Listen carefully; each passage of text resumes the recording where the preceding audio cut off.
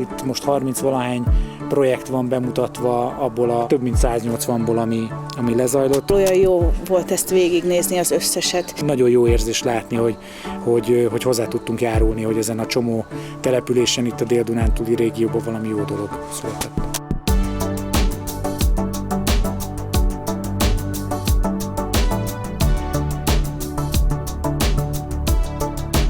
Azt láttuk, hogy egyre inkább polarizálódik így a civil szektor is, aki nem is köteleződik el teljesen mondjuk a politika irányába, annak is nagy nehézséget okoz, hogy ezt a függetlenségét így megtartsa és működni tudjon, és hogy azt gondoltuk, hogy egyre kevesebb forrás van Magyarországon, ami így a független szervezeteknek odaér. Közben meg a közösségekre szükség van ahhoz, hogy valóban demokráciában tudjunk élni. A fogyatékossággal élők önálló életviteléért dolgozunk minden szinten. Közösen szeretnénk Iregszámcsa kultúrájáért tenni. Egy olyan társadalomért tevékenykedünk, ahol az emberi méltóság és segítségnyújtás elsődleges értékek. Sportoktatással foglalkozunk, grappling, brazil jiu-jitsu oktatással. Az a célunk, hogy a cigánysággal kapcsolatos sztereotípiákat ledöntsük. Szerencsére mi megismertünk elég sokat azért az utóbbi időben, ebbe a 3 évben, akikkel itt együtt dolgoztunk, akik nekiállnak,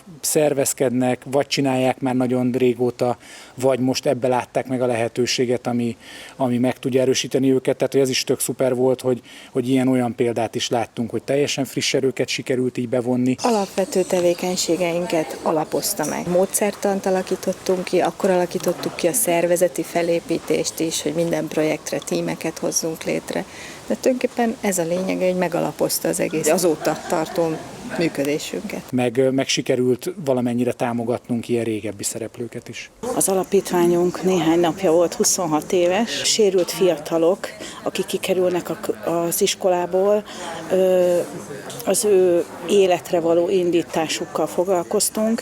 Azt mondtuk, hogy nekünk az a fontos, hogy egyrészt közösségeket támogassunk, tehát ne az legyen, hogy ilyen szuperhősöket keresünk, akik egyedül megoldanak valamit, hanem tényleg közösségeket. Az alapító tagok, ők egy baráti társaság, és mivel az alapítvány önkéntesekből alapul, vagy az önkéntes munkán alapszik, gyakorlatilag a baráti társaság barátai, ismerőseiket vontuk be, és mindenkinek közös a cél, közös a misszió, mindenki roma származású. Meg azt mondtuk, hogy mi olyan problémáknak a megoldásába szeretnénk részt venni, amit meg lehet oldani ilyen méretben, tehát hogy nem lehet mondjuk a szociális ellátórendszert megváltoztatni ennyi forrásból, mint amennyi nekünk volt, de hogyha mondjuk helyben lehet valamit kezdeni, akkor ilyeneket támogassunk. Felmerült az a probléma nálunk, hogy környékbeli kis településekről nem tudnak bejönni a gyerekek, nem tudnak beutazni, évelén elkezdenek járni hozzánk edzésre, elmaradnak. Sok nagyon ügyes gyerek volt, és akkor utána néztünk, hogy ez szülői probléma, anyagi dolgok, meg minden, megpróbáltuk őket összeszedni, de nagyon macerás lett volna mindig összehúzni a dolgokat, hogy azt találtuk ki a pályázat segítségével. Szőnyeget vásárolunk, és mi járunk ki oda edzéseket tartani. És emellett viszont azt is mondtuk, hogy igenis nekünk vannak fontos értékek, ami így az Emberség Erejével Alapítványnak, mint ennek a programnak a bonyolítójának igenis fontosak. Az emberi jogok, az emberi méltóság, a nyitottság, az autonómia, vagy ilyen önállóság, függetlenség, tehát ezeket mindig mondjuk, amikor a pályázati kiírásaink voltak, akkor ezt jó elől leszögeztük, hogy olyan szervezetekkel szeretnénk együtt dolgozni, akik el tudják fogadni, hogy ezek nekünk fontosak, és hogyha nekik is esetleg nem a legfontosabb dolog, de hogy nem érzik úgy, hogy ezek nem fontos dolgok.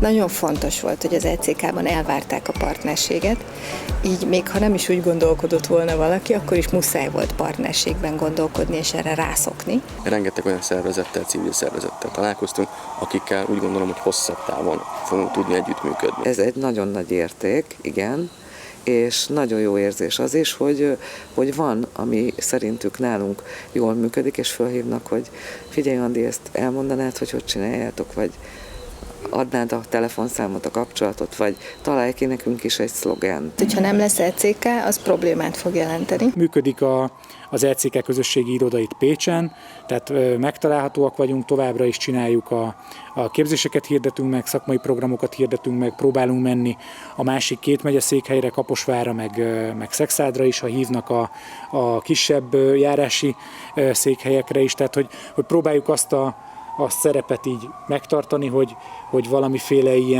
ilyen forrás és tudásközpont legyünk itt a Dél-Dunántúli régióba, akikhez nyugodtan fordulhatnak szervezetek, és ha tudunk, segítünk, vagy összekötjük olyan másik szervezettel őket, akik meg tudnak segíteni.